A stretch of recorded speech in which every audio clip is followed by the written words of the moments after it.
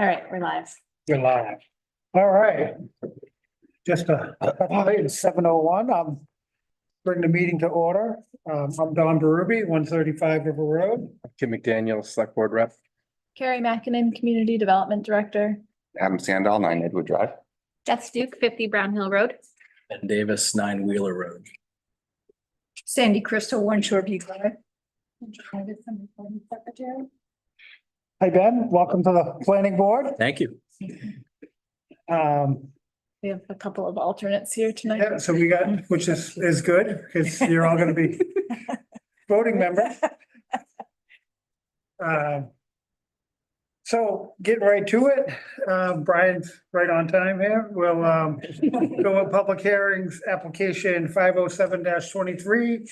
Brian and Margaret Westover, modification to subdivision approval, residential open space of 13 residential lots, 1 open space lot, and 1 town conservation lot. Request for modification to convey open space lot 121N to the town of Bow rather than to a homeowners association located at 63 Robinson Road, map 29, block 2, lot 121, zoned rural. Who do we got presenting? The record, my name's Maria Dolder, I'm an attorney, I represent the project. And so for those of you who weren't here last month, we came before this board last month to ask for, well, this very thing. So we did this in a non-public hearing, and at that point in time, the planning board recommended to the select board that the open space be transferred to the town of Bow. So obviously we discussed the fact that we needed to do that in a public hearing, which is the point of tonight. Since that time, we have had some discussions with Carrie, and so we've gone a little different route. Instead of going to the select board to transfer the land to them, we're going to do it via the Conservation Commission. That was a recommendation of town council, and we think that that makes sense. And so we'll be going before the Conservation Commission first. I won't be at that meeting, but Bob Pike and I believe Brian will be at that meeting. And then after that, then we need the selectmen to approve it once the Conservation Commission does their thing. So we are just asking this board to formally allow us to change the plan so that we can go forward to have the open space deeded to the town of Bow through the Conservation Commission and waive the requirement of a homeowners association. Okay. Add a little more context. Yes. Couple of things, I guess. So, based on prior conversations, it sounds like the Conservation Commission is supportive of this direction. And, the process, is a little different than the route we would take if it was going through the Board of Selectmen. It doesn't require that lengthy series of public hearings.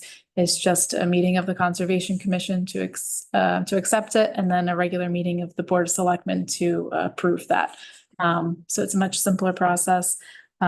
It makes sense because the Conservation Commission is more in a position to manage that land than the Board of Selectmen is. So that makes sense.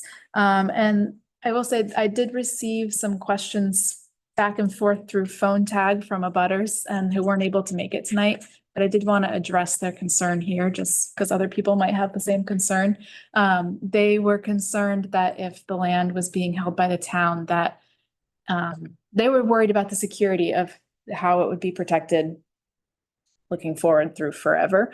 And I had received confirmation that the deed restrictions that are being put on this land, that would be a part of the deed that goes to the town, would be permanent, just like a conservation easement is. So there is technically the town at town meeting could decide to sell this property, but it would go with all of those restrictions. So the only people who would ever buy it would be another conservation organization probably. So regardless of the ownership of the land, it's going to be protected forever. So that's important. Yeah, and I guess, if you don't mind my jumping in, since this was an open space subdivision, our approval, our plan is all tied to that staying as open space. So even when we deed it to the town, and you are correct, we did send in a copy of the deed so far. Aside from all of those restrictions, I'm not sure it can technically be separated out to like a developer, so to speak, pulled out of open space. Yeah, so it's very secure. Yeah. And I think the abutters were wanted to be reassured of that. So that was good questions that they were asking. I do have in the staff report, there are a list of 3 rather lengthy conditions of approval for you to consider. I don't know if you couldn't tell, those came from town council. So I recommend that you all read those.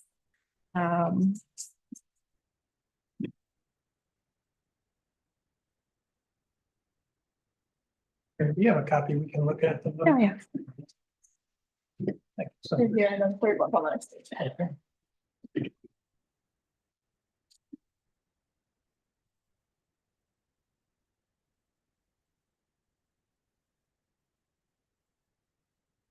After you get a chance to read through, the first one refers to, there is a stormwater management basin structure, and that would be in the open space.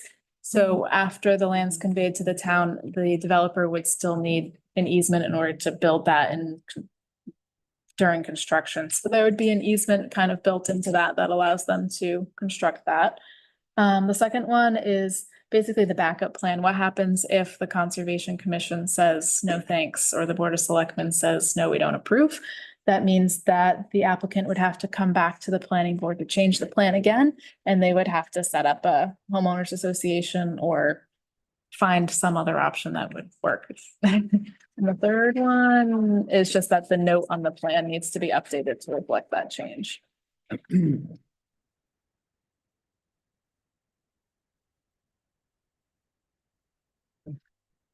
You'll open the public hearing in a minute.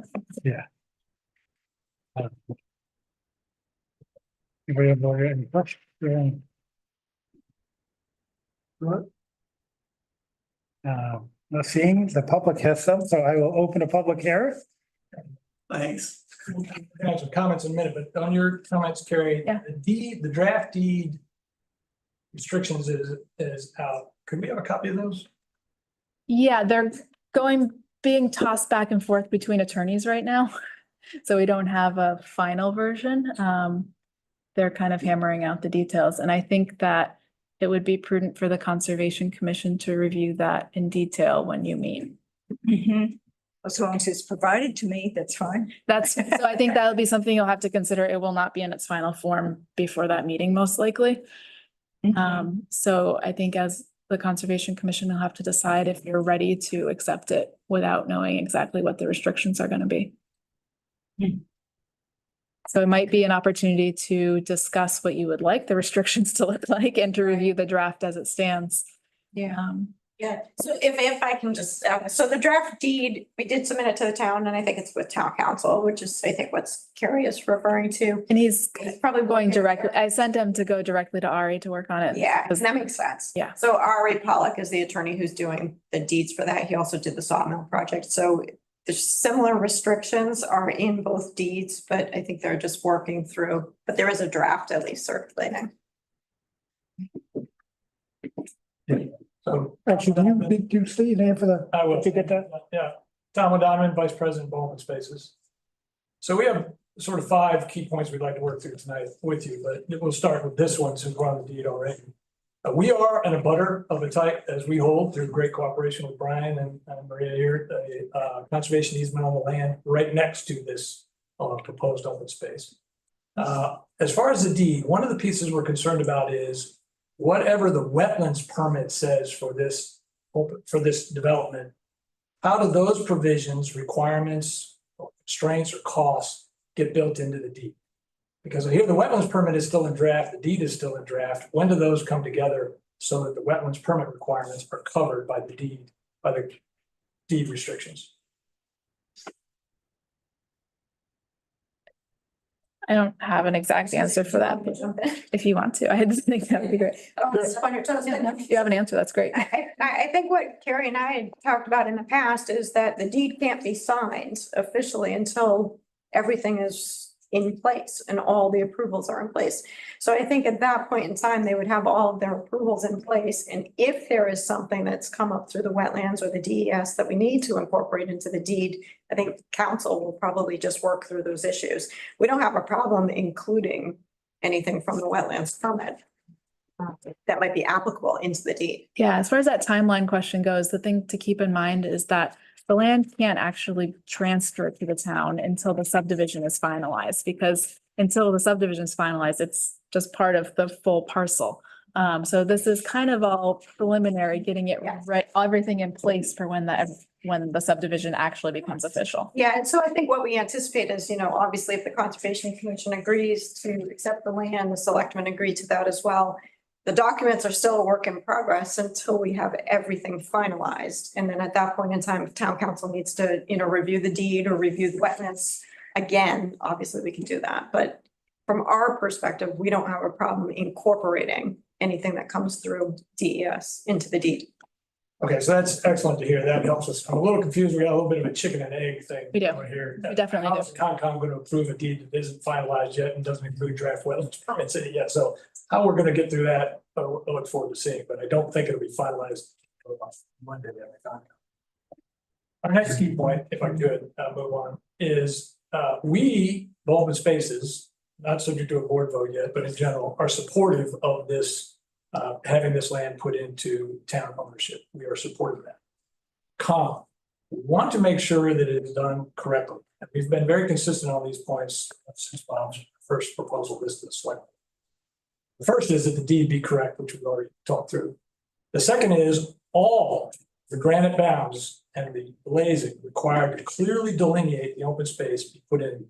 This has not been done on previous open spaces that have occurred. Developers have walked away without putting in the granite bounds correctly. And that includes the location on each house corner that touches the open space all the way around. We just recently put in, spaces, just recently put in granite bounds, a lot that we're taking into open spaces ownership, and it's a pricey undertaking. So they're going to have to be put in one way or the other to ensure that the land is protected. So either Bob Pike's paying for it, or the Conservation Commission is paying for it with land use change tax. We think it's appropriate that Bob Pike pay for it since he has to put all these in. Brian Westover has assured me that they plan on doing that. So we just want to make sure that the planning board in your motion tonight says that you expect all those granite bounds and blading will be put in to clearly delineate the open space. Does that make sense? Yeah, I would say not just the open space, but all of the lots. Right, And that's- right, that's in It's that very easy to say. subdivision, right? Yeah. Yeah, I mean, that's required. I mean, normally it's Right. unless they ask to not put them in. Yeah, But that would have to unfortunately, be the town is granted. rife with missing granite bounds that were never put in. Yeah. How do we know? Because we walked a lot Yeah. 2 days ago, this missing granite bound. I mean, I don't, you know, in general, when lots of subdivisions go in, does the town inspect to make sure that they're there, or do we? I'm not sure how that, Before the road is accepted, one of the requirements is that they submit a plan showing that the monuments have been set. So we Yeah. would need to make a condition tonight because it's in the requirement. rules. yes, And then before we accepted it or permits were given, we have to show that they've done it. Okay. And occasionally there've been cases where there's been a bond for monumentation because they can't set them in the road during construction or in the lots. Comment is sometimes we can't set them because we have to do construction in the area in which they would be set and remove them and reset them. So And in that case, the town would likely ask for a bond to cover that, which has been common practice. Perfect. Absolutely. what's next on your list over there? Yeah, thank you, Don. Thanks for saying it correctly. We are concerned with the long-term stewardship aspects of this open space. As you know, stewardship may require from this wetlands permit, for example, annual reports to DES that the land in terms of invasive species or endangered species that are on the property or whatever. I don't think in this particular case that's going to happen. We won't know until the wetlands permit, all this comes together. We are concerned though with the stewardship requirements in the long term. We're challenged to meet all of our stewardship requirements currently, but we're making progress. The Concom is challenged to meet their stewardship requirements. So we're curious to know how the stewardship requirements are going to be met for this land if it's taken into town ownership. I would see that falling under the Conservation Commission's purview. Yeah, we now have a quad compass. Read all about that in a minute.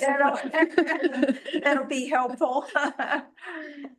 It may be possible that we may have to look, if for both open spaces and the Concom for our stewardship requirements, we may have to hire people to do it. Oh, and in fact, in the past, I think the Conservation Commission did have the town forester go out and do a lot of that work. So now that's a town cost that we would be incurring, hiring people to do the stewardship for us. That the HOA would not be carrying that cost. Mhm. So that would be the citizens of the town would not carry that cost. So our concern is, how's that gonna work out? Oh, really good questions. We worked on it for months. I think, well, maybe it's, do you? Well, I mean, I just think that, you know, I don't think it's a big burden. I know that each little parcel adds to the pile of things that we're responsible for. And once again, we could pay somebody to do that as had been done in the past. And I just think it's, you know, we're better off with having it at the town level than as an HOA, you know. I'd Just, say it's kind of a cost benefit analysis. The benefit is that the town can control what happens on that property Right. more, and then the cost is that there's stewardship responsibilities. So Right. you have to balance those out and. Yeah. Are we decide. doing this for like other open space? Like, do we have like, you know, for all of our open space lots where we have environmental conditions where we need to go out and look at? well, usually it's really checking the boundaries to make sure that nobody has, you know, decided that their lot continues you know, beyond its actual line, and just making sure that nothing else is going on the property. This isn't a particularly large property. So it isn't too bad. I mean, there are parcels there, but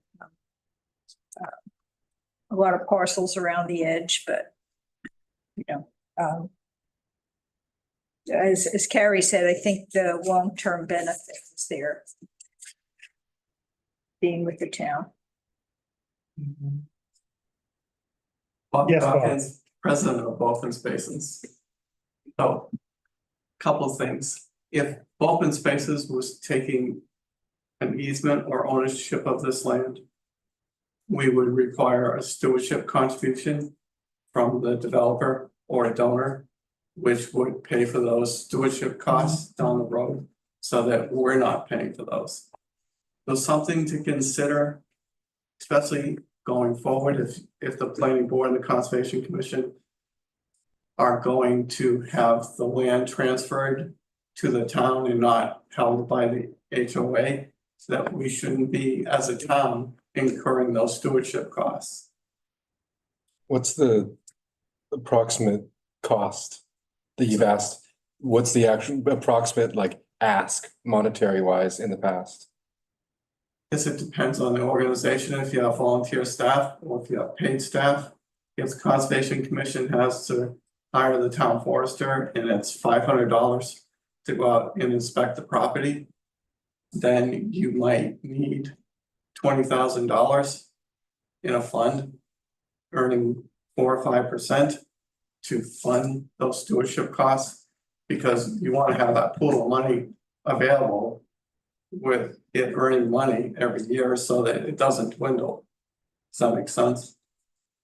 It also depends on what's in the wetlands permit. So for example, and again, I don't think that'll be the case on this plan, but if it requires an invasive species be monitored, reported, or perhaps even addressed, that can get really pricey. That's very tough to do with volunteer labor. So it depends is the answer to your question. And I think in this case, Open Spaces supports the transfer of this land to the town because we have the abutting parcel, which has very strict conservation easements on it because of the state permits related to coastal. But I think going forward, that the planning board and Conservation Commission of open spaces should study this issue. And that we shouldn't set this as a precedent that all open space development should transfer its open space to the town. I think there are cases where it may be warranted, in other cases where maybe it's better for the HOA to own the property. I don't really know that answer, but I think it's something that we should look at. As far as for the money for this, I guess because it is those precedences. As somebody doing development and you're donating this piece of land, and say, well, you need cash to go with that. I mean, that's, to me, it's a little burdensome on the developer in the general case.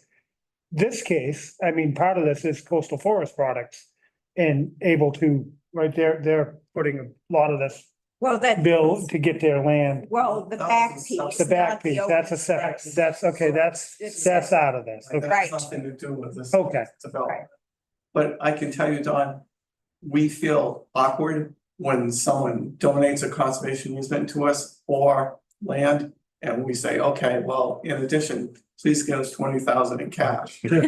But Yeah, every conservation organization in the state does the same thing because we have to have the money to fund stewardship. yeah, which makes sense. I mean, for the town to keep land and to take care of that land, everything costs money. Well, as Carrie pointed out, and I think this is, Carrie has a fair experience in this area. She said free land isn't free. And that's absolutely true. What we do in cases where we have a donor come to us and wants to donate land, but doesn't want to cover the stewardship, we go get grant money for that or get a donation for it so that we can protect our donor. And that works. Yeah. In this case, you're looking to the citizens of the town to cover that cost. So it's only fair if they're going to be the donors in this case, we should probably tell them that. I will say, it is still money coming from the citizens of the town, but generally the conservation fund is funded through the land use change tax, which is separate from the general fund. I think that should be clear. Mhm. Separate from the tax rate. We don't want to use that money for stewardship because that money, we want that money to be available to conserve other properties. And if we start chewing all that money up, doing stewardship on all these small parcels, we won't have as much available to go out and protect other land.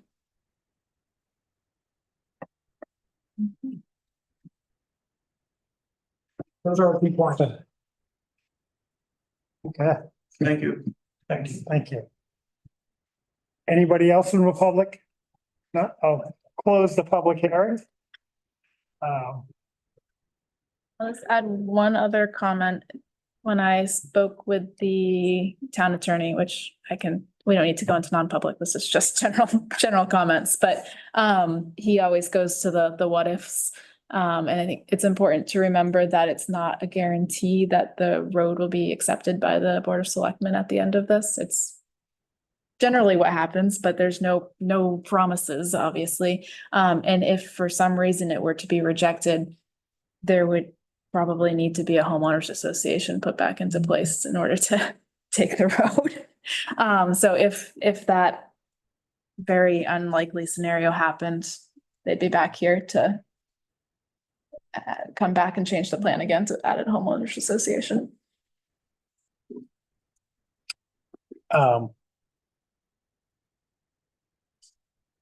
So with their point, back to the stewardship. Yeah.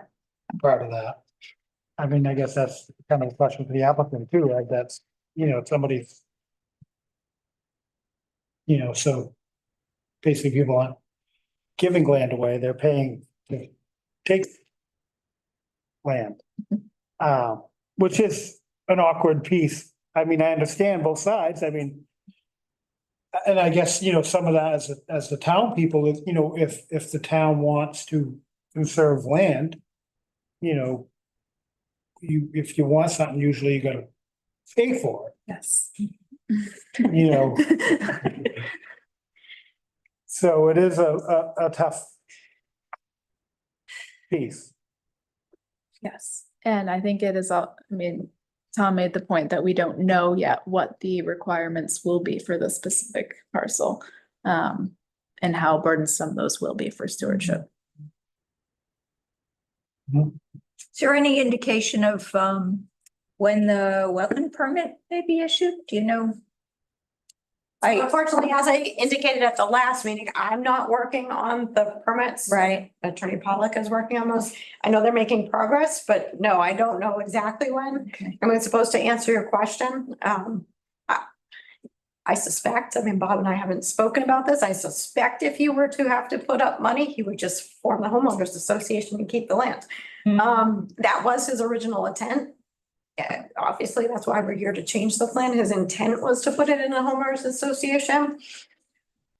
Sort of after going through and thinking to the fact that, okay, we're doing the 40 acres that have to go to Bow Open Spaces. We started discussing it with the town and it sounded like it made sense to also transfer this open space to the town so that they were both in basically protected by the town.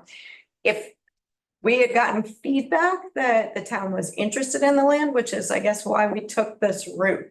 I think if I went back to him and said, yeah, they want like $20,000 from you to give them the land, he may choose to just do the homeowners association. I mean, I'm not trying to be like, you know what I mean? So if there's a homeowners association. Yep. You know, and this, you know, things need to be checked, like, is that's gonna be a requirement to have the stewardship. Who in a homeowners association is paying for it, so that's money that's gonna come out of. That's basically billed to the homeowners association. Yes. And then generally the town will have an easement to, I mean, generally speaking, in my experience, the town will at least have an easement to come on. So if the homeowners aren't doing it, the town could, but that would be on the town's expense at that point. So with that, I mean, buying a property in there. That when you add a homeowners association to a property, what's that do for the value of the property?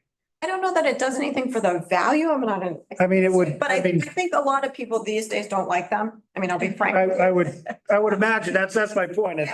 A lot of people don't like them. And for the sole reason that like I get calls almost daily about people having problems in their homeowners association and Oh, people not getting along and people, you know, not wanting to pay their dues and yes, so. Which then will fall back on the town's lap, I'm sure. But we wouldn't be collecting dues. We would. Right. It's taxes. Yeah. He was constantly. Yeah, so I mean, there's definitely. When we assess a property, does the assessment change whether it has a homeowners association or not? I don't think so. I don't. Not there, but when you're selling the property, it probably does have a little, not a big impact. I don't know if it, you know, I don't know if it impacts the value, so to speak, but I know that it may impact who would be Would interested desire, yeah. in moving into the neighborhood, because like I said, I just think these days they are becoming less, like people are less positive about having a homeowners association, I guess, is that. You gotta make a whole group of people get along. Exactly. And agree to things. And agree to follow things. rules. And that's getting harder and harder day by day. I think it is, and that's why I think people are trying to move away from homeowners associations. So I'm not gonna lie, I mean, I think Bob's happy about the concept that this came up. It's just, it wasn't originally what he was thinking of, but I think that as the town expressed interest in taking it, he was happy to work with the town to give it to you.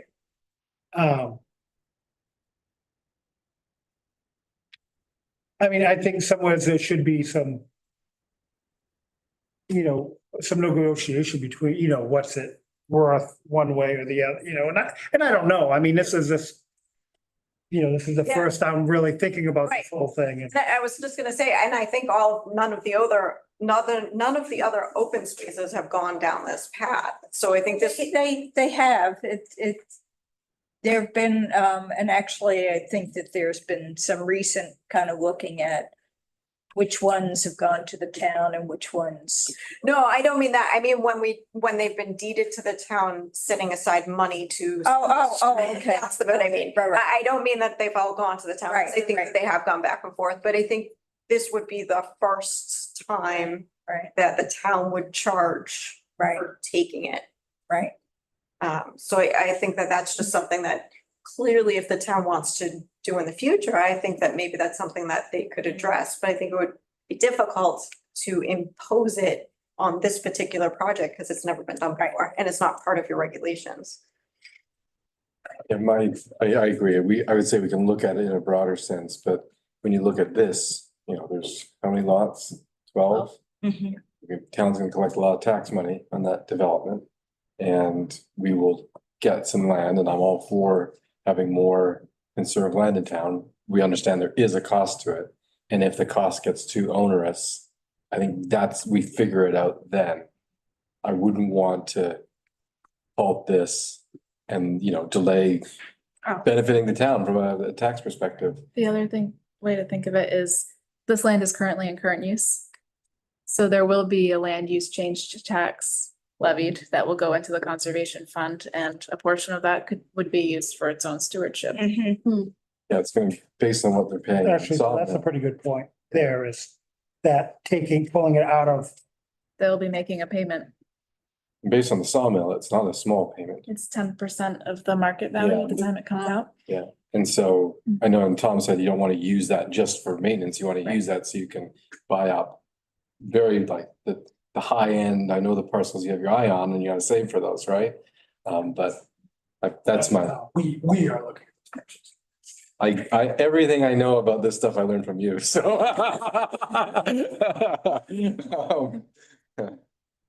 That's where I stand on it. so what do we gonna do for action here tonight? This is, Yeah, right. So this is a modification. Obviously, the subdivision has already been conditionally approved. The modification is asking about two components. One is a waiver to the section that says that membership in a homeowners association shall be mandatory. And then the second part would be to change to convey the open space to the town through the Conservation Commission rather than bring it to a homeowners association. And then whoever makes the motion needs to remember to read those conditions. so we do that all in one, or is it two You can do the separate? waiver first, maybe, and the specific sections for reference for the waiver. 7.T.2. Yep, Those the conditions you list are for that, right? now those are for the, The second part. yeah. Okay.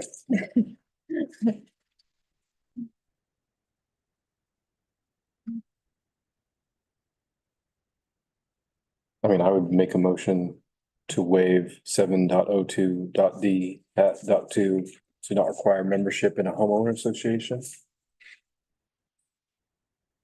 Second. Oh, wait, hold on. You guys aren't, Yeah, actually, Yeah, we got over. before we get, so, Ben, I hate to do this on your first day. You're not gonna be voting now. So Get used We'll to we'll it. keep Jessica, so we still have an odd number. So with that, all those in favor? Aye. Aye, opposed? None? Yeah, I have it. Then the second part is to approve the modification to convey the open space lot 121N to the town of Bow through the Conservation Commission rather than to a homeowners association. And then you'd want to reference those conditions. Where are you seeing that? I'm here. I was kind of just reading this part and then.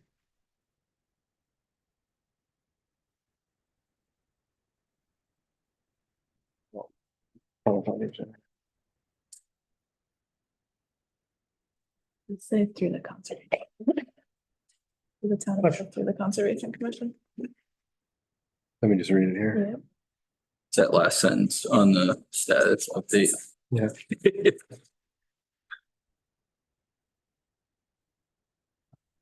So I'll make a motion to modify application 507-23 to convey the open space lot 121N to the town of Bow via the Conservation Commission rather than to a homeowners association with the following conditions. Let's read them all. Please. Let's see if I can speed read. The first is the applicant should convey the land identified as proposed open space to the town of Bow via the Conservation Commission, provided any such conveyance shall, with reservation of the rights to construct, maintain, repair, and replace any stormwater management infrastructure identified in the proposed open space for the project plans. The deed for such conveyance shall be in the form and substance acceptable to the town's legal counsel. That's one condition. The second condition, in the event that the town of Bo's Conservation Commission declines to accept the deed for the proposed open space, the applicant shall either convey the proposed open space to the town of Bo via the select board or a homeowners association, and shall provide the town with a copy of the association's declaration for the management of such proposed open space, which shall be in form and substance to the town's legal counsel. And then the third and final is to note 12 on the project plan shall be amended to reflect that lot 121-A shall be conveyed to the town of Bo via the Conservation Commission. Further, note 12 shall be amended to reflect the open space lot 121N will be owned in accordance with the notes 1 and 2.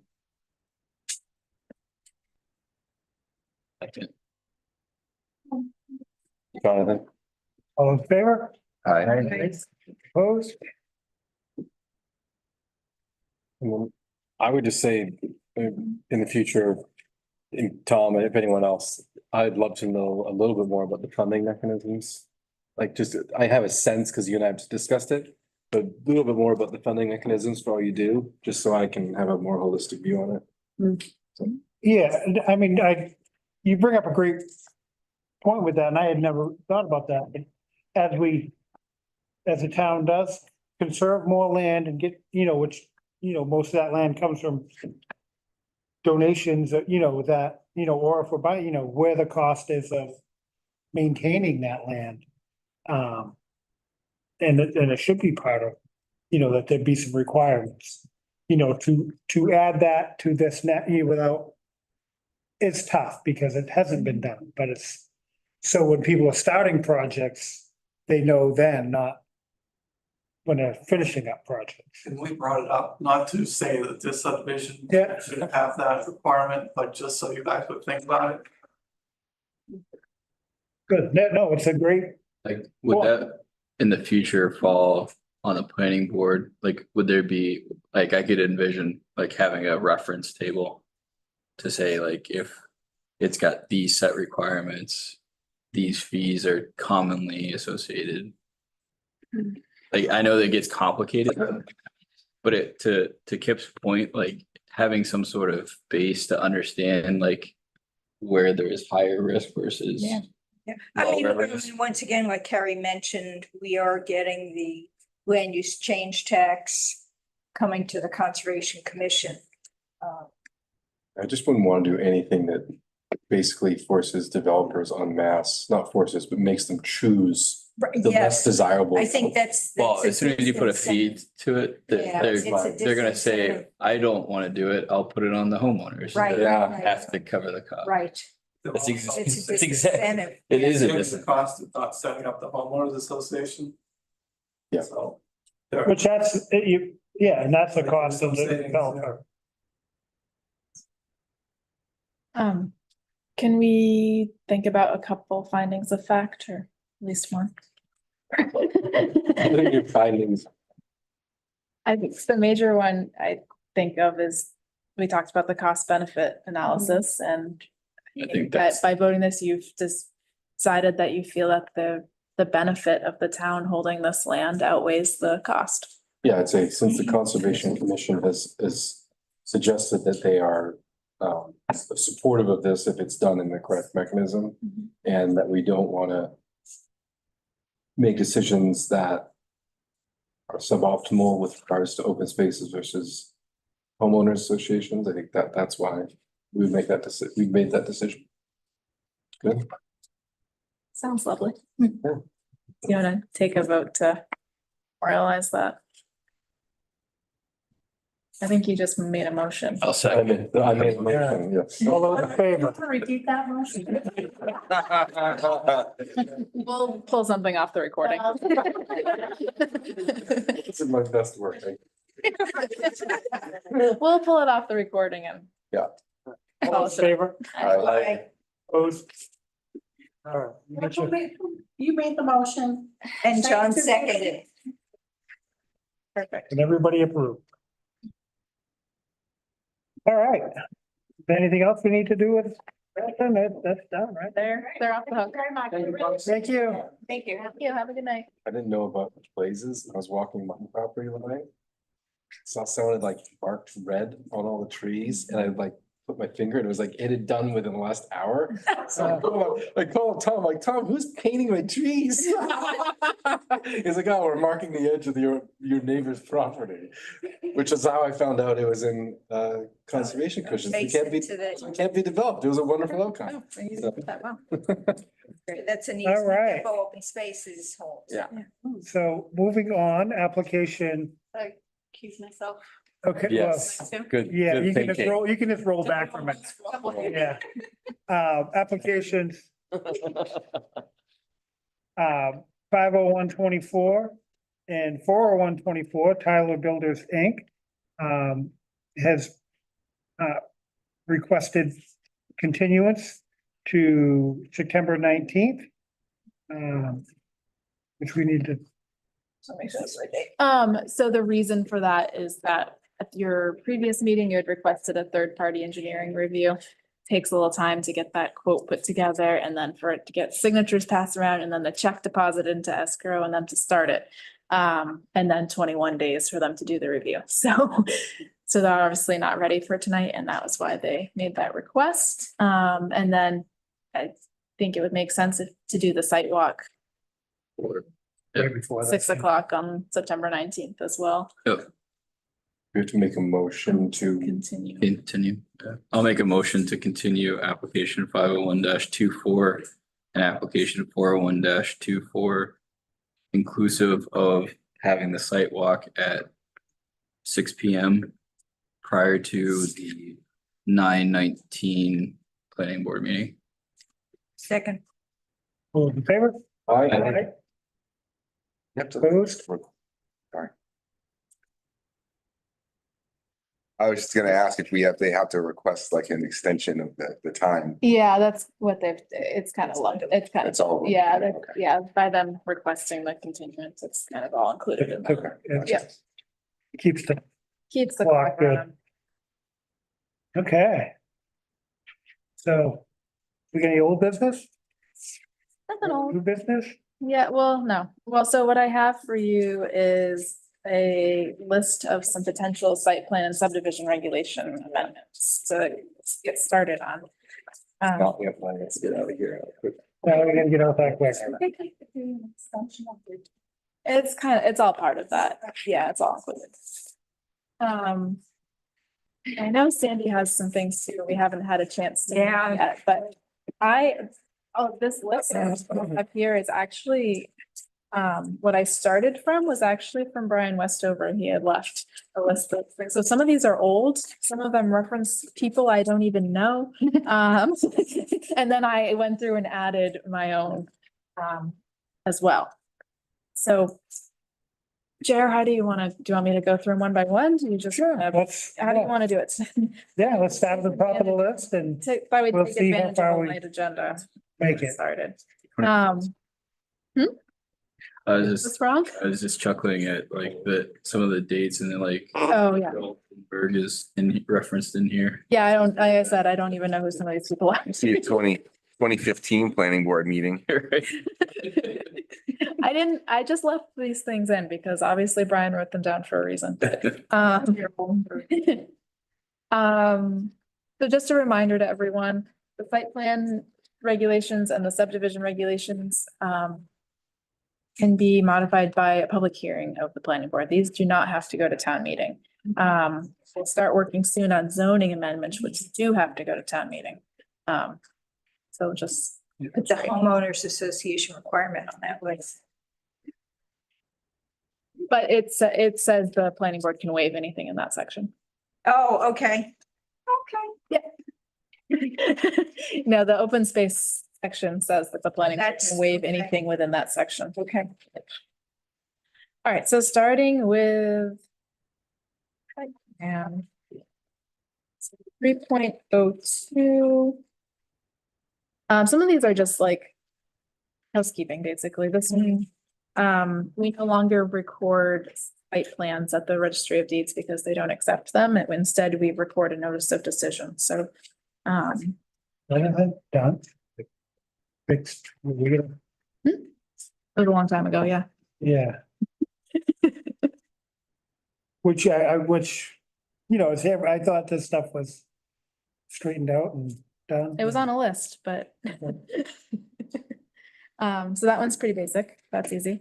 So apparently in 2015, there was a decision that outbuildings are included in the 1,200 square feet minimum and that the square footage is cumulative. So 3.03 says that if you're just putting a small addition on a commercial building that's under 1,200 square feet, you don't have to do a site plan. Apparently there's some discussion on what that really means. I don't know if hasn't come up recently, but I don't know if anyone was here in 2015 or remembers 2015. I was here, but We can. I mean, also- I know we can we go back and read the discussed some minutes, too. of that and it kind of, like when many years ago, when we needed to add a shed for a compressor room outside that was, way under the 1,200 square feet. It was really nice to not have to go through a full site plan for. I don't know if everyone has them in front of them. Let's go send it. So I'm happy to go back and read those minutes from 2015 and see if it helps clarify what they're talking about, but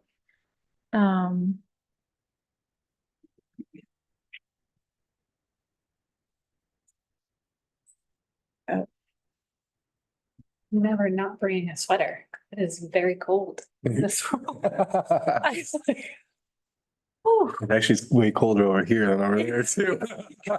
No, it's because I can see this. I am in the zone.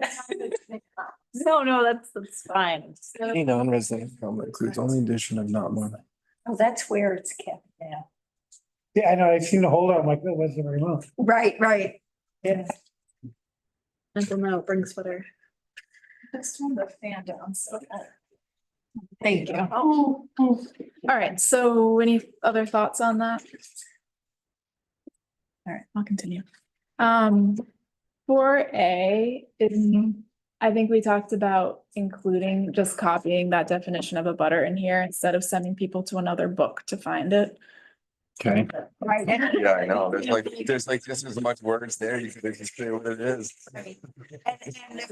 And we just went to the RSA definition, didn't we? No, we ended up leaving the RSA definition in the zoning ordinance to be okay, and keeping our 200 feet definition for site plans, Okay. which could be addressed if we want to.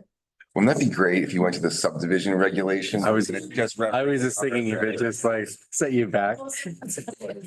When people do a CUP, and this actually just came up with Eversource.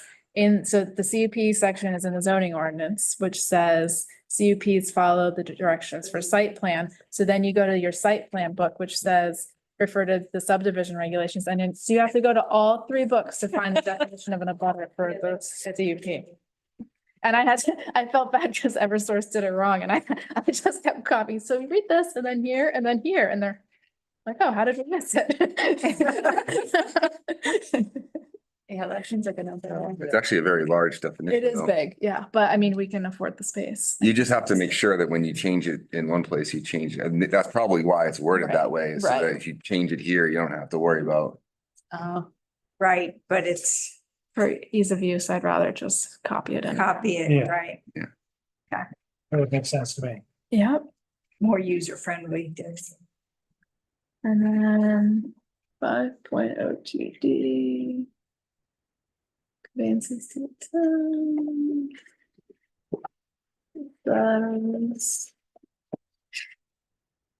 Wow, man.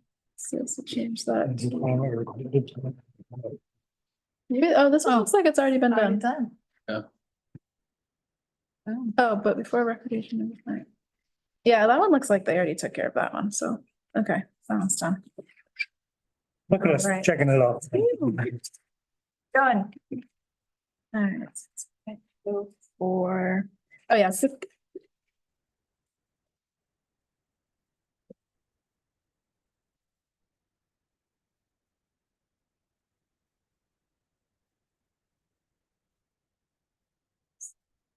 Okay, the environmental impact assessment references the New Hampshire Natural Heritage Inventory from Department of Resources and Economic Development, which is all wrong.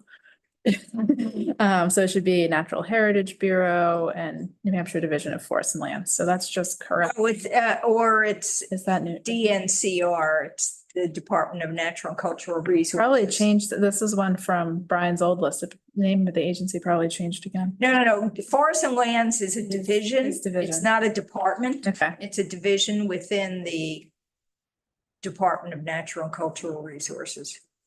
Okay. Yes, I'd agree. Put the right name. Pretty straightforward. Yes. All right, that one's easy.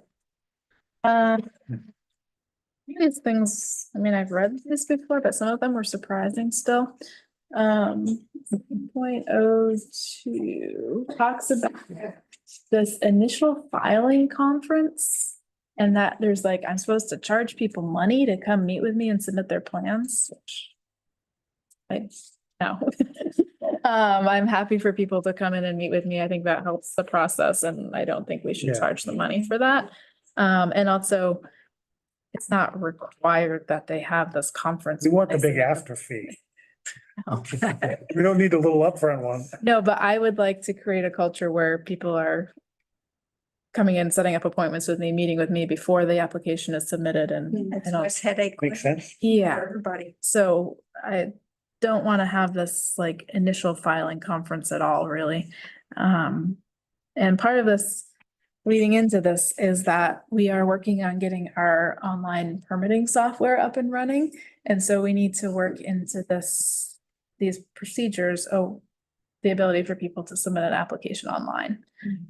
Ideally, they still would have come in and talked to me or at least called or emailed and we would have discussed it first, but they aren't necessarily showing up at the counter with their piles of applications. Mhm. Could it That be makes changed to a recommendation instead of a requirement? Yeah, I'd still like to include some language that they should talk to me, but I don't want to call it an initial filing conference. Mhm. Yeah, Yeah. And take out the fee like that, so. Okay. And then 7.02C. Did you know that we require 30 copies of a site plan to be submitted? 30? remember in that. I think a PDF would be pretty good. Literally It was- says 30 30. copies. Is that just a typo? It should No. be 3? Oh, it's because we send them to the abutters, which is another thing I want to bring up, but it's easier for us to print what we were gonna send to the abutters ourselves. And I would actually, maybe, I don't know where that is on the list, but I want to bring that up separately. So I'm gonna change the number of copies. With the online permitting, they're gonna submit online and then bring us one full-size copy of the plan and no other paper. Okay. So I'll change these to reflect that. Oh, with the line, the final plan or whatever earlier is getting a digital copy, and I don't mean a PDF, like getting a GIS compatible. And I know some of the CAD files are compatible with GIS, but getting a GIS file from them for the subdivision, particularly for subdivision site plan, it's a little bit different. Yeah, I know. For GIS, I mean, we just send them PDFs and I think they trace them. Which is kind of ridiculous. Yeah, Because the data is already there and Right. there's less potential error.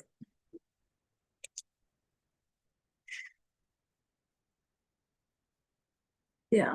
So I guess I didn't know that. They take like from the site plan and then they update the GIS with, Well, for Well- like subdivisions more. for subdivision line work. Yeah.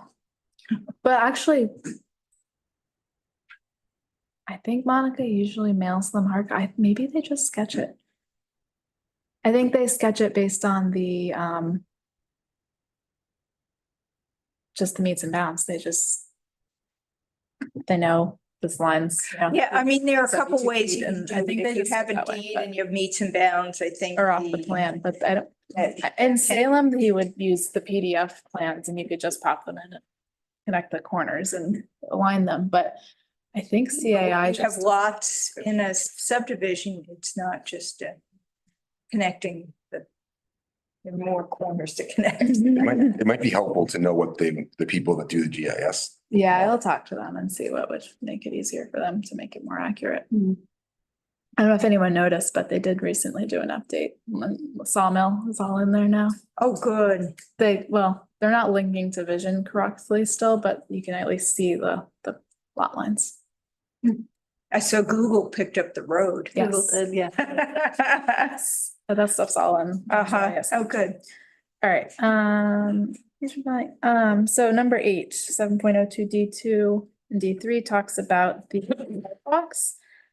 It talks about them that they're required, and it seems that the general practice is the planning board decides on case by case Yeah. basis whether you need to do one. So I think we should change it to reflect that. Have the regs be what we do? What are, Either follow the regs or change the regs, one or the Yeah. other, right? um, And then the other thing is that it's opens up the opportunity for you to have a site walk prior to it being brought up at a meeting, which is not generally accepted as proper procedure because you need to accept an application as complete before you can start investigating it by having a site walk. Okay. So we need to remove that. 702D. Is Cloud Permit the online Yes, filing thing? it's the permitting software.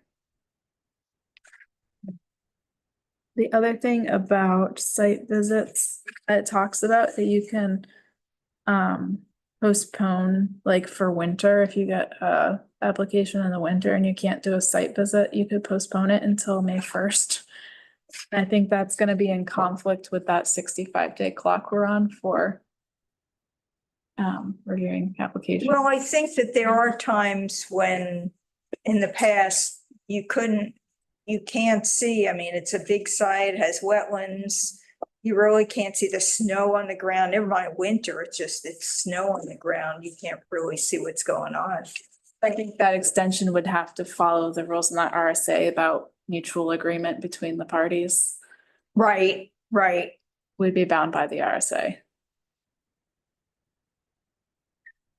And I think you can use that, though. I mean, you can say either you grant us this extension or we can't make a decision on, we have to deny this because we don't have enough information to Yeah. approve Yeah. it. Yeah. So you can still do that if you have to, but I think maybe we just need to reference the RSA here so that it's clear that we're gonna be following it.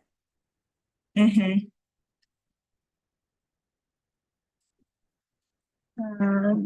And also said it talks about, on-site attendees not take photographs or use video recorders. It's like, oh, this is where there's security issues. Yeah. I would say more, that would be more of an inside the building. Well, that would have been like a site walk at PSNH. They not wanting, Mhm. I mean, if we're looking at, But it's more, around existing structures than, Yeah. I think it'd be more of a Empty land. commercial. There was a Side. conservation easement in Salem that was a super high security place and they had to, like, doing the stewardship was a nightmare because. Okay. For notice to abutters, this is a question I have for you. I don't know if you're aware of this, but all the abutter notices we mail out, Ginger prints 11x17 copies of the plan. Usually just pick one page, if it's a big plan, we try to pick one that shows an overview. And she does origami and gets it into an envelope. And I would propose that we don't do that anymore and that especially now that we have cloud permit, we can include the link and or a QR code and people could just, for more information, pull it up online. Of course, the letter always Or- tells people all the or- plans or are in come to the All the office. plans are in the office that says That's that. way more helpful anyways. Then you can talk to us. Yeah, it's the little tiny, Right. It's still so hard. At home on your. Yeah, no you can't- context. With no context, yeah, Yeah. so. So I would propose that we stop mailing the plans. It's a lot of paper. It's a lot of work for Ginger. Yeah. I'm not sure how beneficial it is to the abutters. Yep. So, Yeah, as long as there's a link that they can go to view it online and. or- and then or we'll come to always the have the office. note. Yeah, it has our address and our hours and says, come and Yep. call us, ask us questions, come and see the plans. So I think that's good. Yep. And then When will cloud permit be up and running? it could be anytime. So we're using it for building permits now. I've been delaying the planning one. Some of the features didn't work as well as I was hoping they would for planning. I think we're pretty much ready to go live with, like, I was hoping it would generate a butters notice itself, a butters notices itself, and it's not doing it the way we want to. So we're still gonna have to do our own and upload them, but until they fix some more of these things. So Got it. I've been delaying because of that, but now we just need to do it.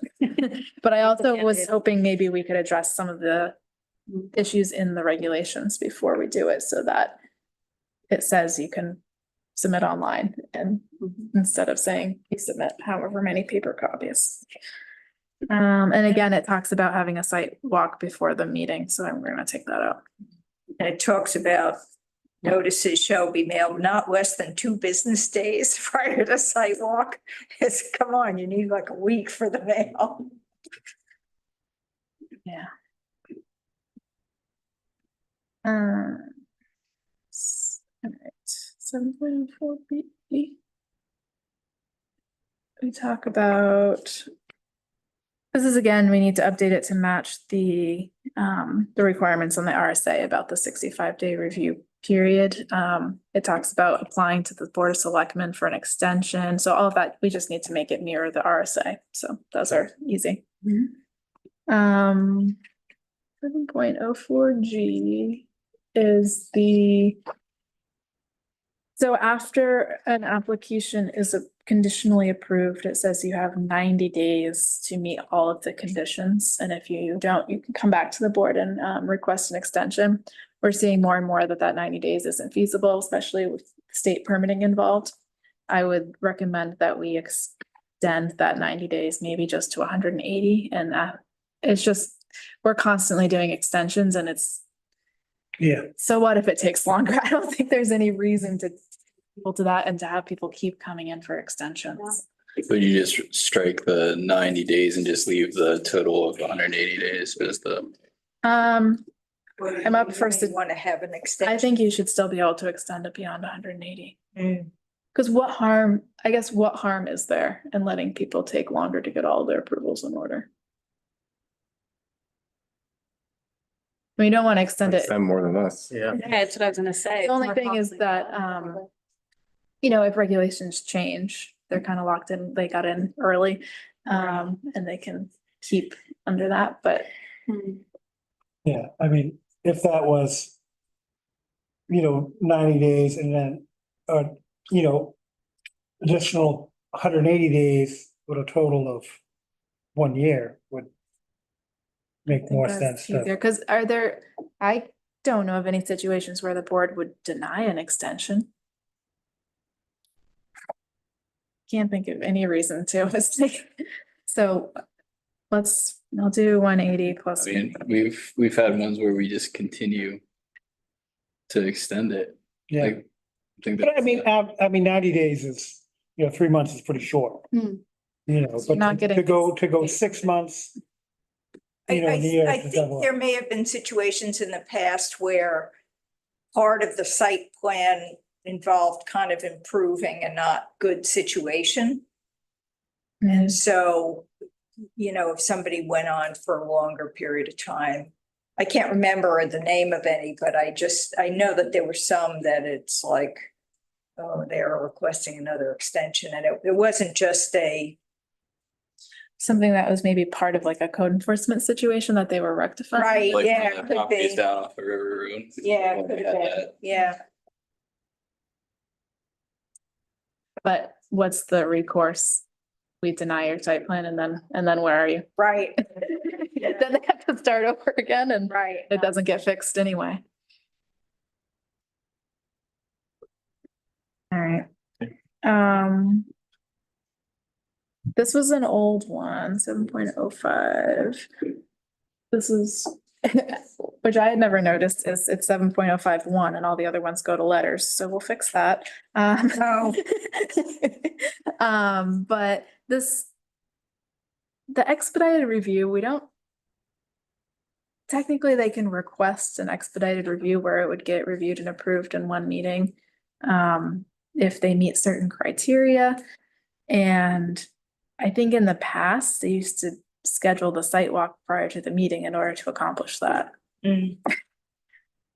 I think sometimes you do a review and approve a site plan in one meeting just because that's what it takes to review it, and it's not necessarily under the banner of expedited review. So I don't know if we want to keep this.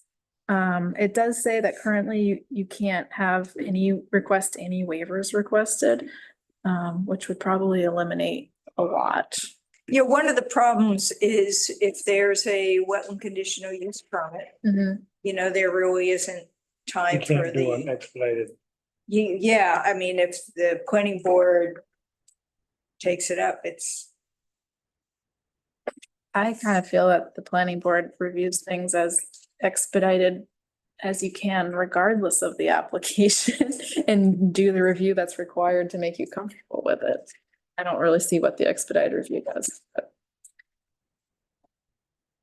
Well, I mean, we used to have where everything did require two meetings, but really, we don't, unless it was expedited. Where Right, I mean, we yeah, can do something in one meeting now. see, yeah, I mean, I would be more comfortable if, and this is site plan, which is non-residential, right? Mhm. That we. Well, I guess it could still come up as an issue anyway, like if there's a wetland CUP that you can't do an expedited review. In my mind, they could request an expedited review and then you're like, oh, wait, no, we need more information and it's gonna get delayed and it doesn't matter that they requested expedited review. It's gonna play out the same way regardless, Sure, that's happened. right? Or they could not request it and it's all It's cleared done up in one night. I don't think it matters whether or not they requested. It's gonna take as long as it takes. Where if all the ducks are in a row, Yeah, we can do it in one meeting anyways, sure. without this, If you- without a special request. Yeah, and if So you, why have the special request? yeah, I just don't see what it accomplishes because we're not gonna. Might make them feel better. I know, sometimes they ask, I'm like, sure, if you want to write expedited on it, go ahead. Put a star next to it. So I mean, I'd be fine with eliminating it, honestly. Yeah, because they can do it in one meeting. Yeah, it's gonna take the same length of time regardless.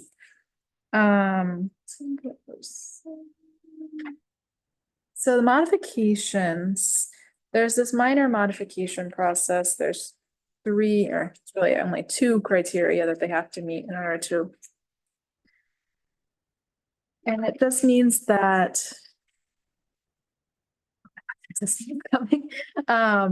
It means that they. But without having a public hearing, to find the abutters, but you still have to wait for a meeting in order to get a minor modification approved. And so talked about maybe adding an administrative approval process, either through staff or staff and through a technical review committee that could review. You have to set a threshold somewhere, but Good talk. very minor. Yeah, I think More we than happy to- kind of talked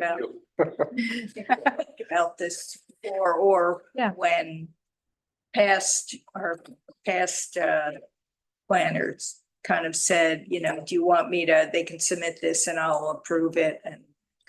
I would propose, as opposed to me just doing that, I would work with a TRC, which would be the building inspector, police and fire chiefs, public works director, and look at it as a group. I don't think I would want to take on signing off on them just as one. person. That makes sense. Yeah, I You might think- get their perspectives too. And then at that point, any one of them, anybody in that group can say, this needs to go to. Yeah, exactly.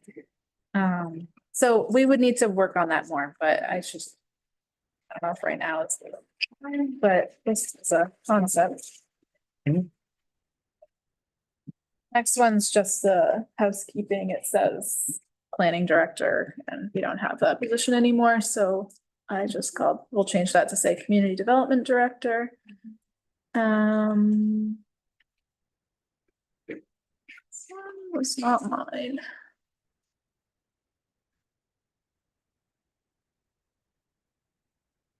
Page 29.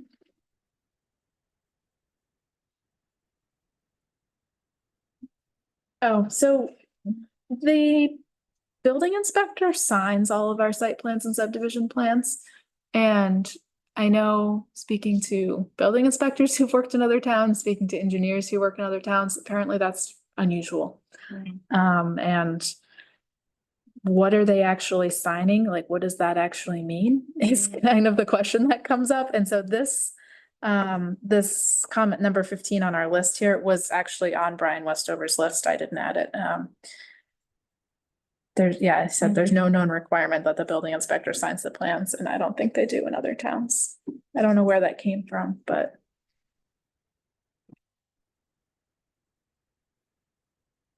I don't know if anyone feels strongly about it, and I can talk to the building inspector, but I know when he started, he's like, why do I sign the plans? Yeah.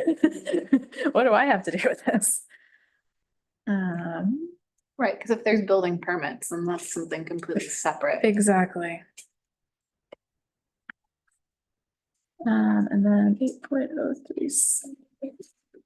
This was also on the original list. It says that consistent with the procedures of the building inspector. Instead, that should say consistent with the procedures of town code. It's pretty simple. In the appendix.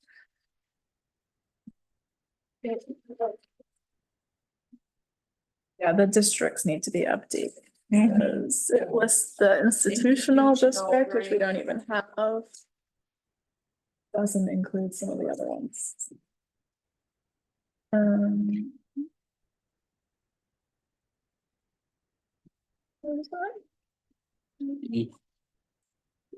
Yeah, this references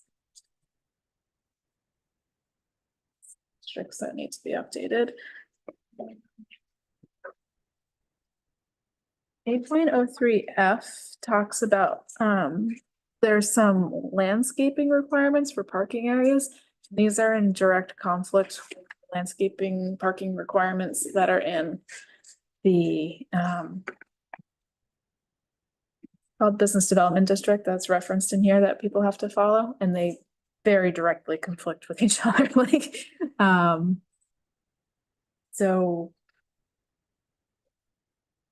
I think we should just get rid of. What is the, Section F. what is the aesthetic design standards state? I mean, in general, do you know? I'll bring that next time. I don't have Okay. it right, because that's in another separate book. Which is another thing we could address someday, but It would be Which nice one we to wanna put it take into out? one. yeah, because we don't use the rest of that business development district anymore, we're just using those aesthetic design standards sections. We could pull those into Yeah. site plan, right? Since we have a business development district, Right, yeah. that would that used to be a Yeah, the only thing zone. we use, there's the aesthetic design standards and there's a sign standards that we use that's in there too, but everything else is not. Mhm.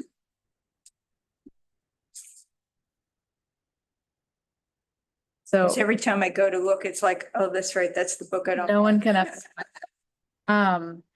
All right, so Yeah, next I mean, time the I'll whole bring that and business we'll go development there. district It's gone, is doesn't exist. Okay. It's very confusing.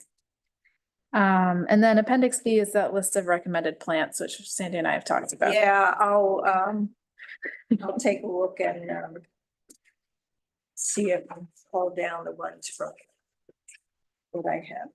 Yeah, and then number 20, apparently in 2016, they talked about, yeah, I don't even know what this means, something about standards for drive-throughs.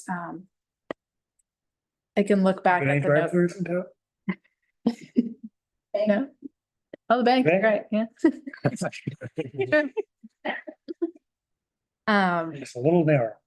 Is it, well, you have a big truck. You're a little wide. I've seen your truck. Um. Are we interested in pursuing that, or is that not really relevant at this point? Yeah, I think it would be, Okay, I think. I will try to find out what that proposed zoning amendment was all about. I'll have to dig that out. Chair Oldenburg was wondering about fencing around detention ponds. Is that? That was from the public safety building, because it was always full of water and he was afraid that like a kid was gonna fall in or something. That actually, people have raised that concern about Sawmill also because there may be a snowmobile trail that runs right along the lip of it. And I know there are some people wondering what happens when you roll in. Fire department said, we'll just pull them out. They were fine. We'll just pull them out. They have the equipment.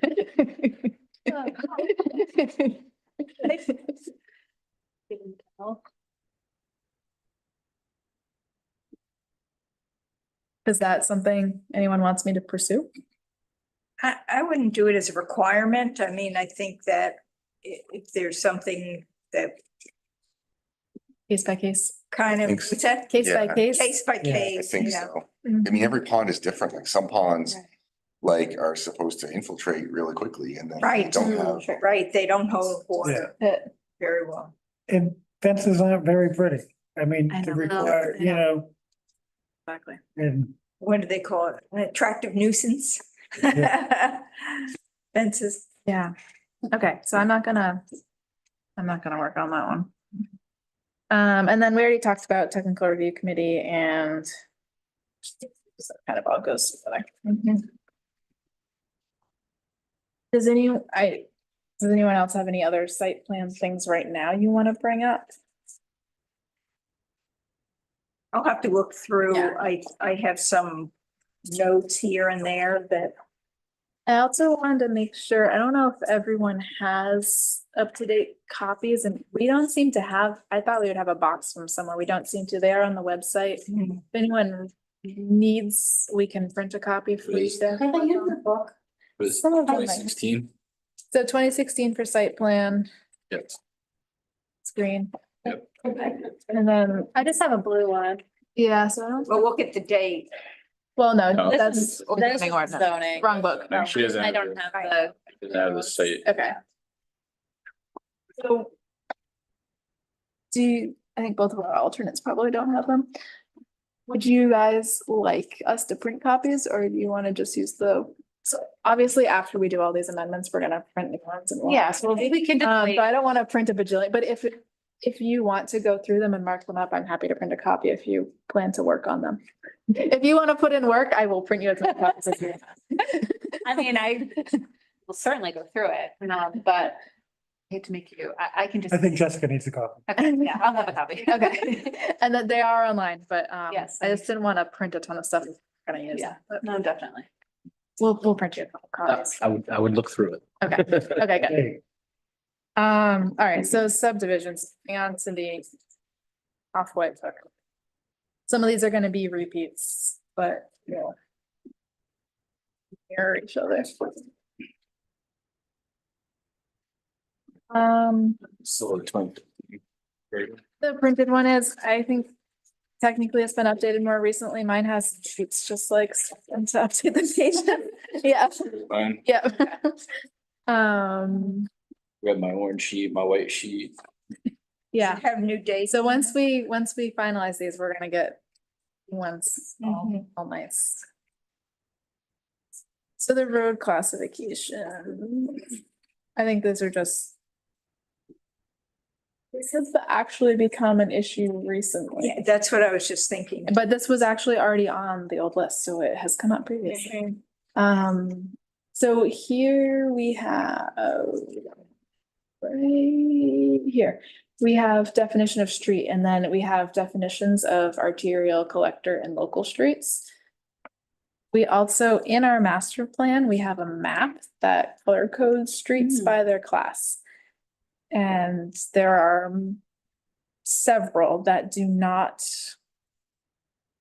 follow these definitions that we have printed here. And it's become a problem. Brown Hill Road is one of them. Birchdale, I think is one. There's several that we've had recent applications on that, our engineers, everyone says that it should be a collector, but on the map and the master plan, it says it's local. Okay, so the. And that affects, Plan map that is, affects the driveway regulations, affects road standards. It's important. So what's the suggestion for change? This suggestion, this I pulled from the old list, says that we should reference the map so that you could actually find out what a particular road is. The problem that's come up since then is that the map and the definitions don't match. So two steps, maybe reference the map, and then when it comes time to update the master plan, we need to take a real look at that map. I think that probably the Regional Planning Commission just kind of made it, maybe weren't paying attention to our definitions or didn't have as much local knowledge about the roads as we do. So that one needs maybe a couple of steps. You guys all know about 3.02P.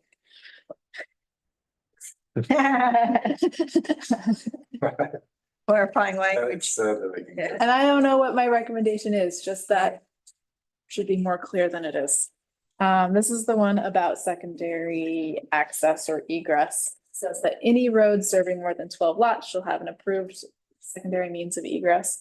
There's been extensive discussion on what any road means, if that means any new road, any existing road, what that means if you have a road that already has more than 12. So I'm just gonna. And is the island with a width really adequate to address concerns? So I think you should all think about that one. So that doesn't sound like we're gonna solve that one today. I don't think so. It's on the list, so you can start thinking about it. 3.04D is a repeat of the Rural Heritage Bureau. One, oh, this is one that was on the existing list. Hasn't come up for me yet, but it says that.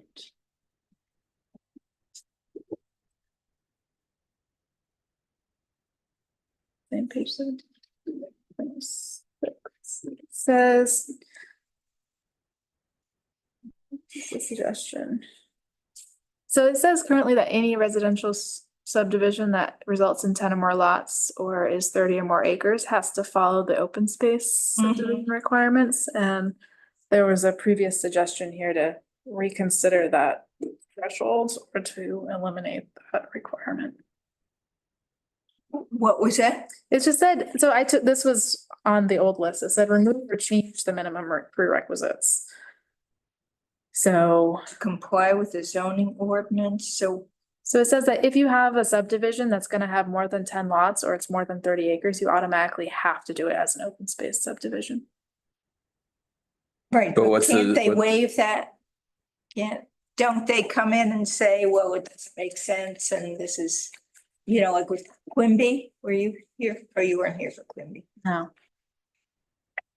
I mean, What's the you con? can waive anything in here, so. Right, so I, cause with Quimby, it was all road, there was an existing Oh. roads. Got it. So Is they it were more just- than it shall comply or it, should be Yeah, considered? I no, mean, that's- it's, well, I think shall comply and then we can waive that. Yeah, I think that's good, because there were times when we've said, okay, it doesn't make sense, and then. But in every one that, when they talk about doing open space and small lots, you're gonna, all the nearby houses, you're gonna ruin their value. Yes, How many- that's, we haven't heard that in a long time. Well, it hasn't been that long. We just send out the reval notices. I don't think anyone's values are having, they're struggling. This is a housekeeping thing. There's two separate sections in here, and I remember when I first started, I found this extremely confusing. it talks about a preliminary application, an initial filing, and then a final application, and it's extremely confusing to me because I was like, there's only one application, but apparently there used to be two. So we will remove all of the initial final and just make it one. Same thing with the initial filing conference. I want to get rid of the fee and call it a come meet me. Same thing with number of copies, notice to abutters. We're not gonna fold up the little plan. Same thing with site visits, timelines, last approval. So these are all the same. I guess with the conference, I'm wondering whether you want to make it that it's a requirement that they speak to you, but not charge a fee. Yeah. Maybe I just like contact the community development director. We don't necessarily have to have a meeting, but I guess I wouldn't want to be. It's never happened, but an application just shows up and I was like, where did this come from? There's almost always some contact, but I don't necessarily need to have a sit down meeting with everyone. Okay. So maybe just contact. And in cloud permit, there's a way for them to request a meeting to like to do a preliminary meeting with me as through that process too. Butters, timelines, that's for people. Okay, the rest of that page is all things we already talked about. 8.01 or appendix B. So this is about limiting the number of years that before you put the final coat on. Apparently Parsons Way, maybe there was a long period where it was exposed. Yes, there was one. Hmm? We said, what's the Pinnacle? They don't want to finish it because they're doing construction. Right, When they take forever to do the construction. Yeah, right. it had been like so long and they wanted access to the bond right up there was the issue.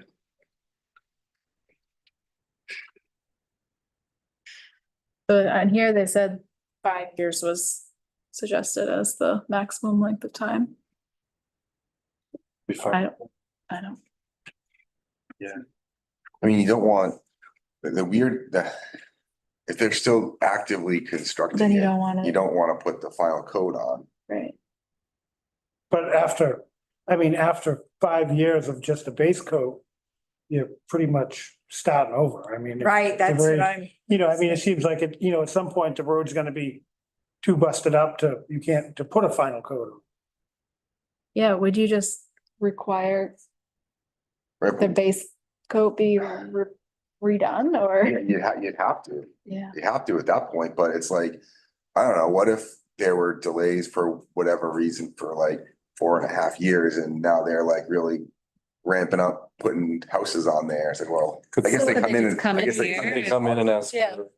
Ask for an extension. That's for an extension. Well, I mean, I think the big part is that, it's inspected I before was gonna say. the final coat goes Gonna say on. They And can't if it, do it until the town engineer signs off on doing the Yeah. final coat. And if the engineer says this isn't suitable for a final coat, they're gonna have to address it. That's exactly where I was going, yeah.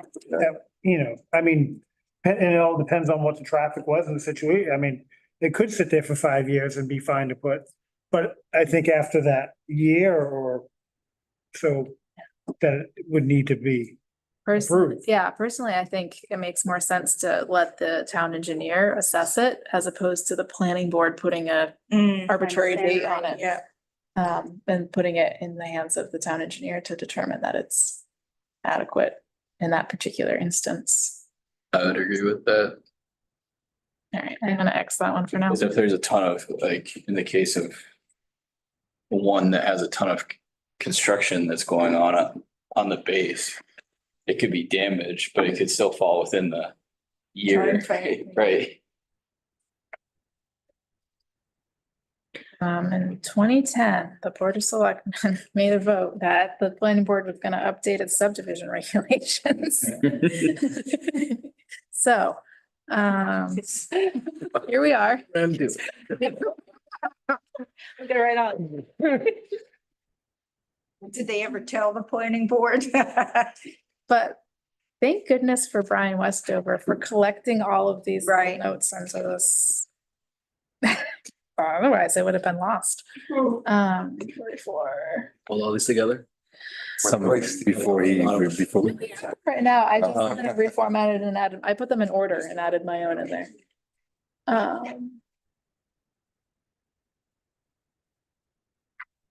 801B. Yeah, it would be, so. Um. Yeah, so this just says proposed street name should be submitted to the Board of Selectmen for review and approval, but now we need to say that the names and numbering comply with state and federal guidelines. Simple enough. Simple enough. And then 8.0 J.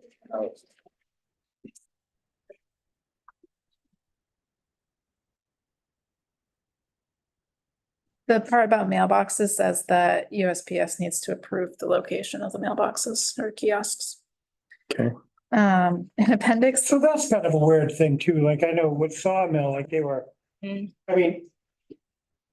Cause they wanna keep as few roads going down and mailboxes to stop at and group mailboxes, but. As developments go in, you want that bank of mailboxes out?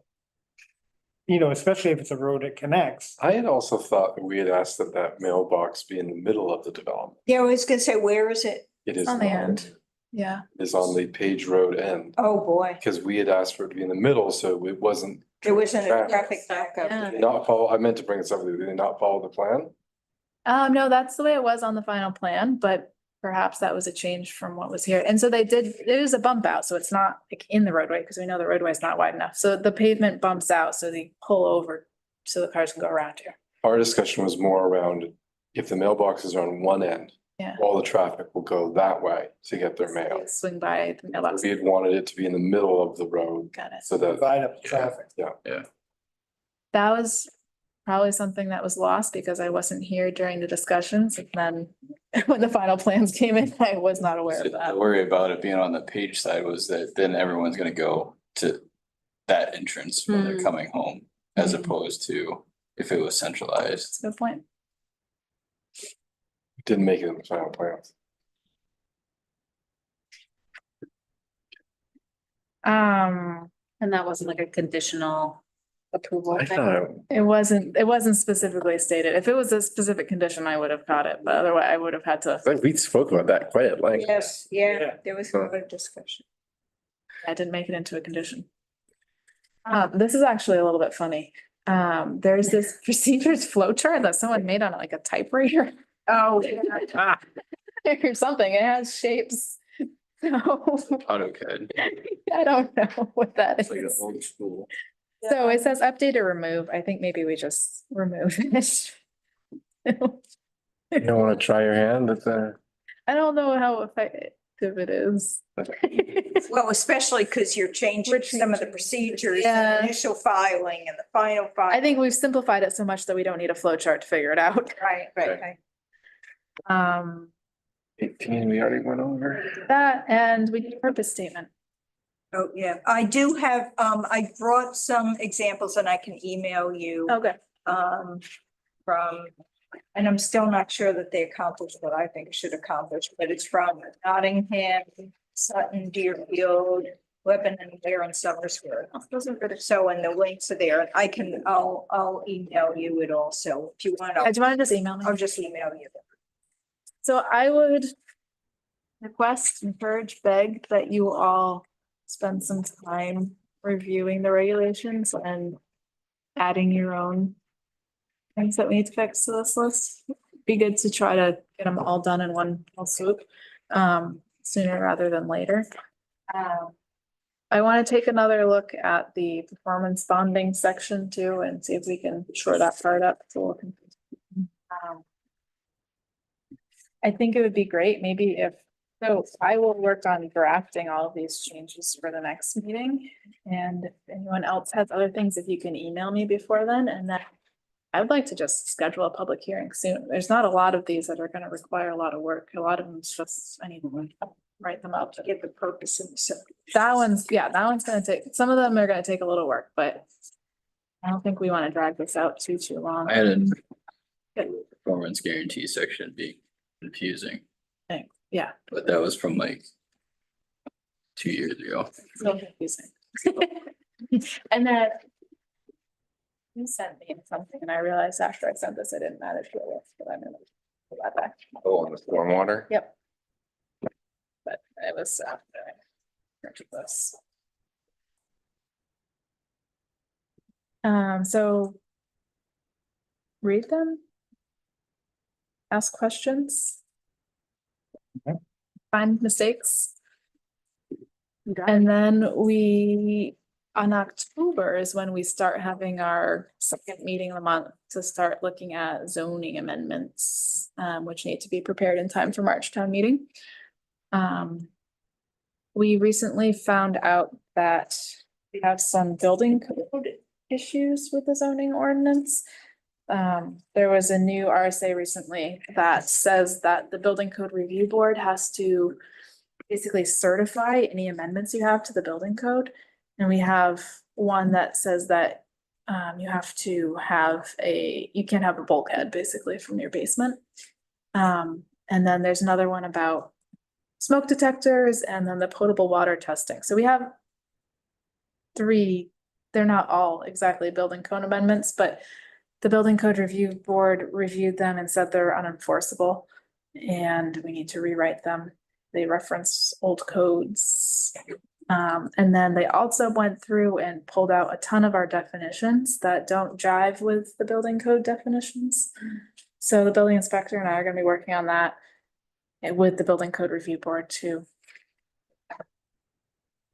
Who's the building code review board? What's that?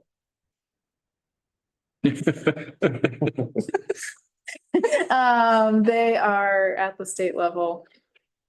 I don't know exactly what their role is other than reviewing. I think if you appeal a building permit, appeal it to them. Okay. One thing, I've started to make comments here is in the site plan regs, we talk about using the soil survey. And the soil survey is really not meant for site-specific decision-making. What section are you looking at? It's in the section 5E unsuitable land. And that's also the one that has area necessary for protection of aquifers. Oh, Talked about. yes, that is a good point. Sorry, which section is it? It's 502E, Oh, okay. unsuitable land.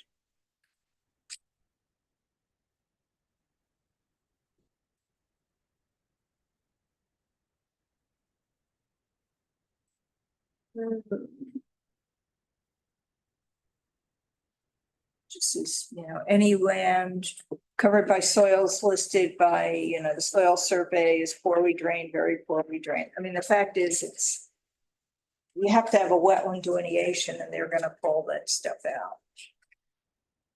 So I guess I would want to work with you on how you'd want to actually amend that. Right. Okay. Yeah, and then what's the aquifer part we gotta, yeah.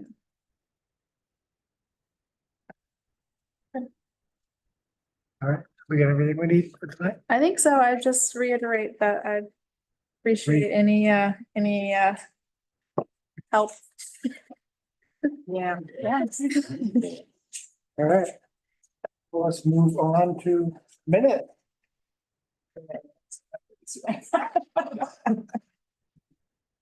I wasn't here. Yeah, I'm recusing myself. Or are you abstaining? Still. Should figure out the difference in my- Recusing is if you feel like you have a conflict, you have to totally step away. Abstaining is when we just not vote.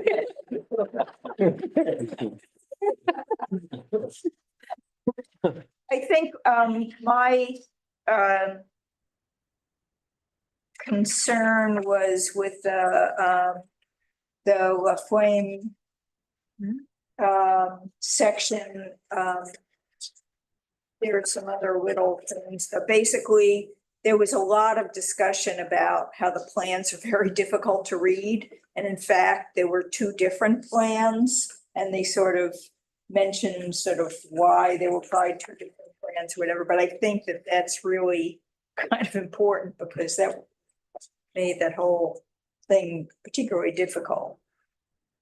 All right, where can we insert?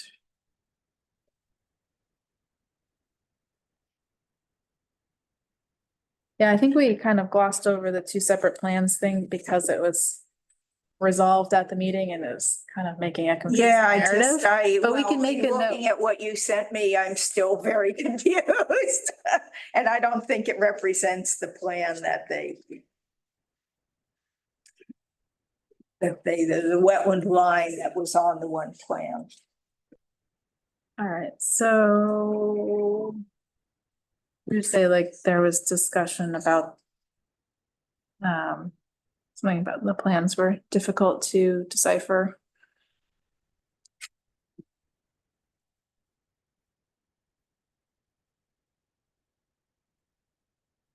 Right, and the buffers weren't marked. Right, the wetland lines. There were different wetland lines on the two plans.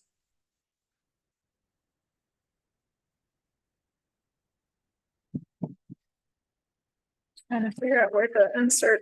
Yeah. It's hard to.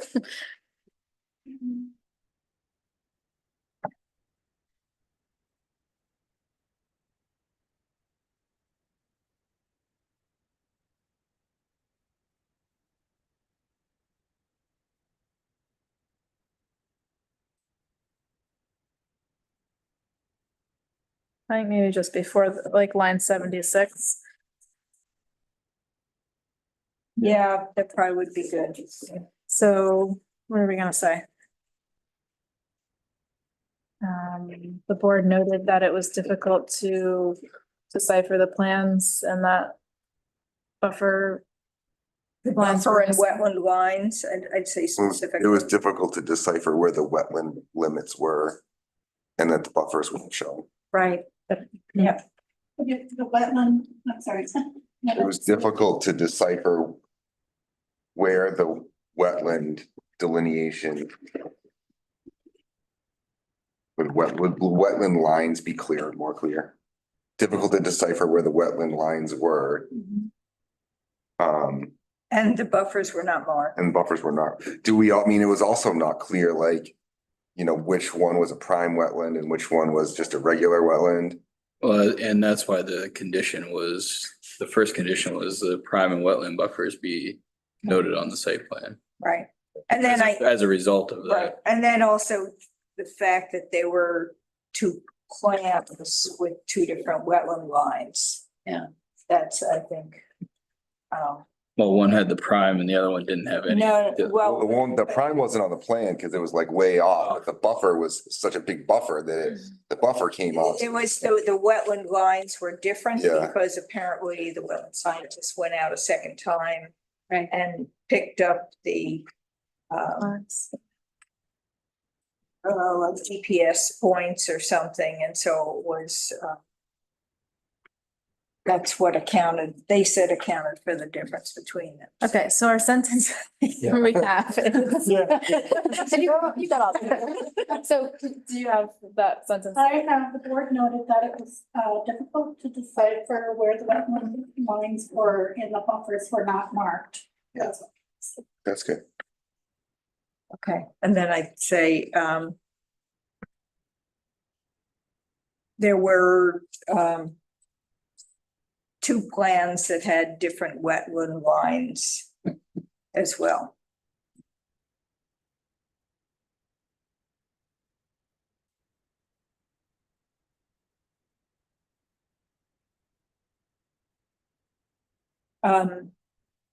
The other point I wanted to make is on line 67, it had said Mark West, wetland scientist, received a wetland permit approval, and actually he didn't receive the wetland permit approval, but he may have, I thought you could write it as provided assistance for the wetland permit approval.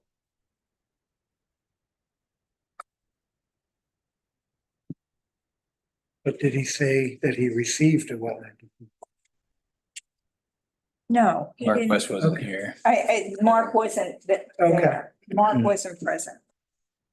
Yeah, it was like, Okay, so Mark West, wetland scientist, provided assistance for the wetland permit approval. Right.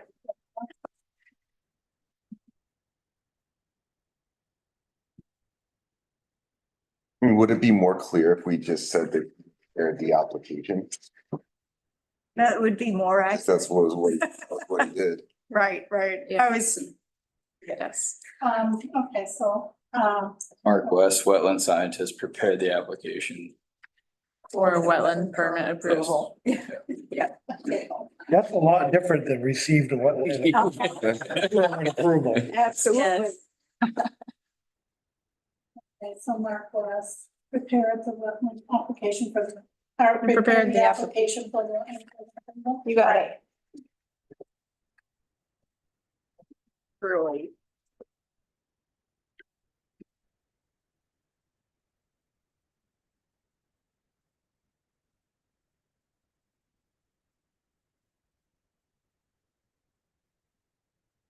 I think that's it. Motion to approve the minutes I'll second. as amended. All those in favor? I, I will abstain. Yeah. Any non-public needed? Motion to adjourn? I'll second. All those in favor? Aye. There. Nice. Productive, efficient. Far cry from last one. Yeah, that's. With your second meeting? I watched them online, but I came to the